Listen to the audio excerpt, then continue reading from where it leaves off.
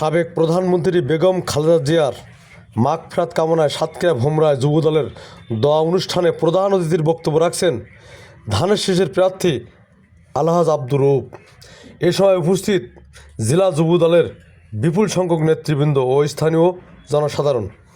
আমরা জানা যায় আমি ছিলাম, আমরা সকাল 11টায় হাজির হয়েছি, জানাজা নামাজ হয়েছে কিন্তু বেলা 3টায়।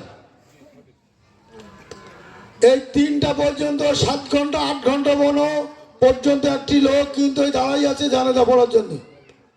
আপনাদের বুঝতে হবে মা বোনেরা ভাইরা, যে একটি লোক ভালো বসে গত 8 ঘন্টা 7 ঘন্টা পর্যন্ত দাঁড়িয়ে 3 মিনিট 4 মিনিট নামাজ পড়ার জন্য কিন্তু মানুষ নড়েনি।